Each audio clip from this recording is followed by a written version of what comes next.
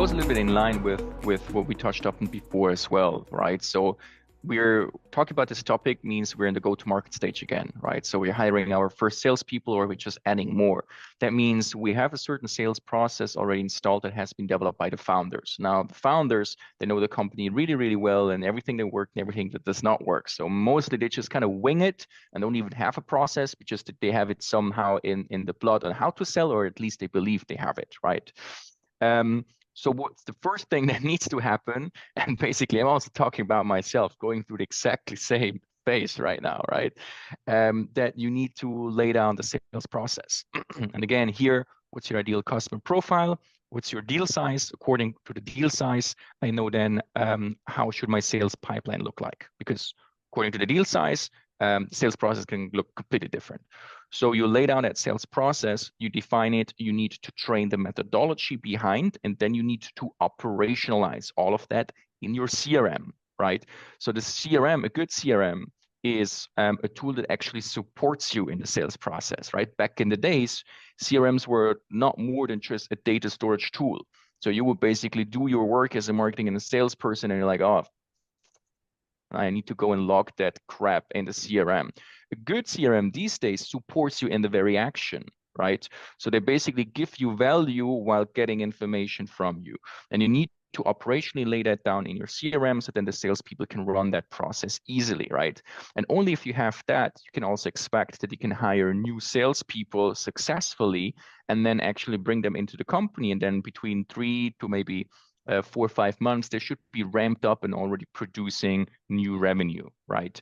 But you need to have the playbook that you can train them on, and it needs to be a playbook where you know that it works so that you can train them on, right? If we then go into hire more people, we're then starting more like about talking to build kind of like a sales cockpit in a way, a training school on how to ramp up new sales more quickly. But that's again a topic for later stage, I'd say. Yeah, and I think one important part that maybe we haven't touched on here enough is sales versus marketing. What do you do first, right? Some cases this doesn't really matter because it's both at the same time. But to simplify it, do you need more leads first so that a salesperson makes sense to work off these leads and convert them, or do you have the leads already and you just need a salesperson now that is able to really convert them in the right way? Can you do that both with the same person, or does this need to be very different sort of profiles? I think this is something that is really important to ask yourself. So, for example, we at Holycode made the mistake last year to first hire salespeople and then figured out, well, the pipeline is still empty. If you hire salespeople, you can send them out to go and try and build their own pipeline. That's fine, but you're just not going to get the same sort of revenue out of that in our business case, because you need to first create the leads for them, right? And for example, at Bexu, it was the other problem, the other way around. They had so many leads and just not enough salespeople to work them off, to convert them into paying customers in the beginning. So that's something, and it can change throughout phases, that's clear, but be very mindful about where you need to invest first and what to hire first.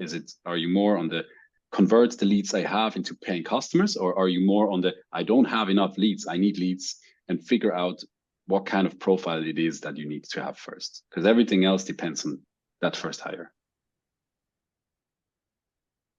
Yeah, that's a very good input. Thanks for bringing that up, Laura.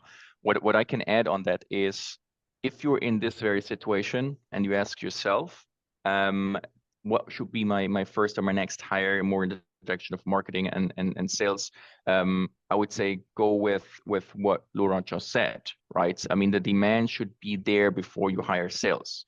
If you just hire sales and then you have those kind of like single warriors that need to build their own pipeline, it's not very efficient. They usually would also work very opportunistic, meaning they don't follow your ICP structure. Like all of that go-to-market work, which is very important, is forgotten very quickly because they're just hungry to get some more leads, right? The other thing is also think about your own skill, like being the founder or the leadership team, where is your skill? Are you rather on the marketing side or are you rather on the sales side, and then complement that? But that really only counts for your first couple hires to complement the team. After that, it's definitely demand needs to come before you hire sales.